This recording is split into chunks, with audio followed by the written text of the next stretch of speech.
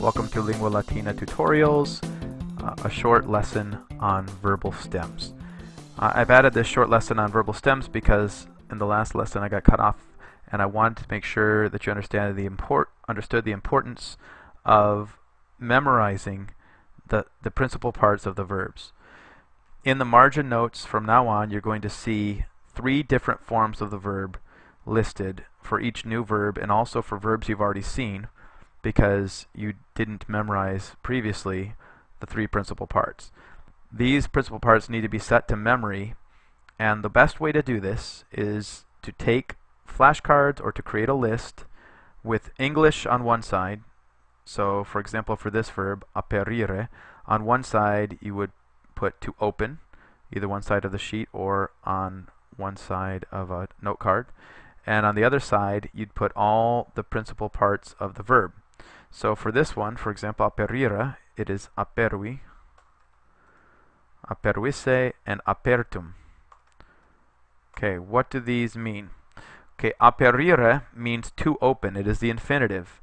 To this stem, you're going to add your present, future, and imperfect endings. Okay, for this next stem, aperuisse, this is called your perfect stem, or this is your this is the perfect infinitive, perfect active infinitive, meaning to have opened, actively, to have opened. And this is, if you take off isse, is the way you get your stem to create all of your perfect verbs. So the next stem we have is the supine stem, or it's actually the passive, the perfect passive infinitive, to have been opened, apertum esse, and the way you get the stem from this is by taking esse off of it, and you get apert, and to that you add your endings to create all of your perfect passive forms and the supine. So you need to memorize all of these forms to be able to conjugate your verbs. Notice how aperire turns to aperuisse. This U here needs to be memorized to know that it needs to be added. And then look how aperire turns to apertum esse. This T, unless you memorize the form, you won't know that there is a T here. Let's look at one more or 2 more, and then you can set up this chapter, the flashcards, or whatever you need to do to memorize these forms. So claudere, clausisse, clausum.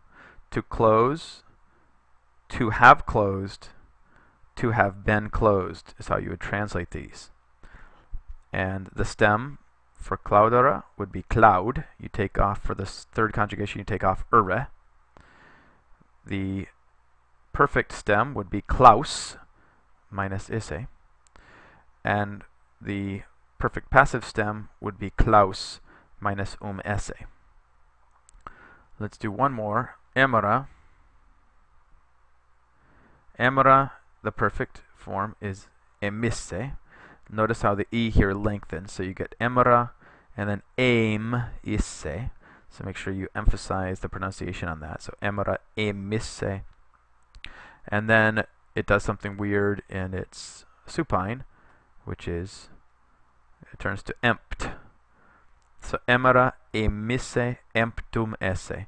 I strongly suggest that when you make your list of words and when you do your vocab cards, that you say all 3 forms out loud, and say them loudly so that the forms are embedded orally in your memory and not just visually. It's very important that you hear them as well as see them.